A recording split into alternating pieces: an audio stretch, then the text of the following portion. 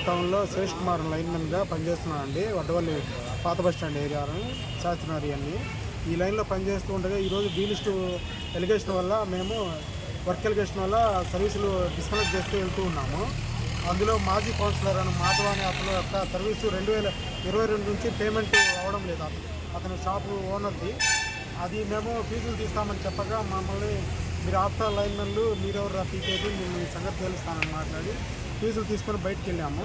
ఈ లోపల మా ఏఈ గారికి ఫోన్ చేసి మాట్లాడి ఇలాగా మీ స్టాఫ్ వచ్చి తీశారు, పెట్టిస్తారా పెట్టిరని అడగడం వల్ల మా ఏఈ గారు మళ్ళీ మాకు ఫోన్ చేసి పెట్టిరండి అబ్బాయి, పెద్ద విషయం చేసుకోకండి, ఆయన కౌన్సిలర్ అంట, అలాగా మాట్లాడే పరిస్థితి తెచ్చుకోకండి అని అంటే పెట్టడానికి రిటర్న్ వచ్చాము. రిటర్న్ వచ్చేసరికి నేను కౌన్సిలర్ని, నా సంగతి తెలుసు కదా, మీకు ఎక్కడ కనపడితే అక్కడ తంటాను, మేము బిల్లు కట్టాల్సిన అవసరమే ఉంది, నీకు ఎవడు అడగడానికి అని నోటికి వచ్చినట్టు మాట్లాడి మా యొక్క స్టాఫ్ని మా డిపార్ట్మెంట్ని కూడా నోటికి వచ్చినట్టు మాట్లాడాడు. నాతో పాటు సహచర ఉద్యోగం కూడా తెచ్చాడు.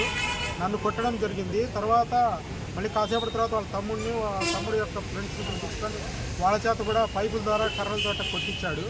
ఆ కొట్టడంలో నా చొక్కా జేబుని చించి నా ఫోన్ లాక్కొని విసిరి పారేయడంలో అది కూడా పగిలిపోయింది. ఇది వాస్తవము.